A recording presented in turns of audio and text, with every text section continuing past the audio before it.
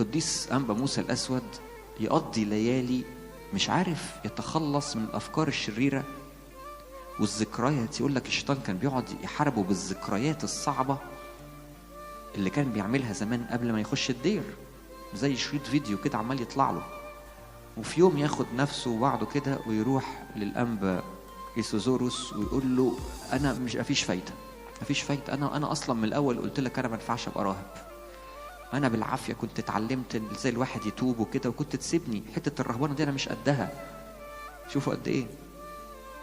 فراح القديس إيسوزوروس واخده وطلع فوق تلة كبيرة بحيث إنها تبقى شايفة القلاية بتاعته من بعيد كده. وقال له شايف القلاية بتاعتك؟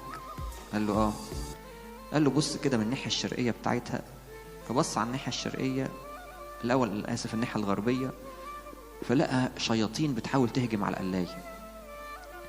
وبعدين قال له شايف الشياطين قد ايه عايزين تهجمك على قلايتك؟ قال له اه ما انا قلت لك الشياطين مش سايبيني. قال له لا بس بص الناحيه الشرقي بقى. فبص على الناحيه الشرقي لقى مجموعه ملائكه عماله بتطرد في الشياطين وتحوط على القلايه. فقال له فاكر الايه بتاعت الذين معنا اكثر من الذين معهم او من الذين علينا؟ اهو انت كده برضه.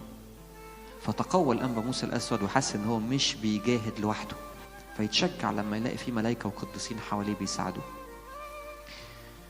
فاللي عايز اقوله ان القديس الانبا موسى الاسود جاهد وتعب جدا عشان يوصل للمراحل دي.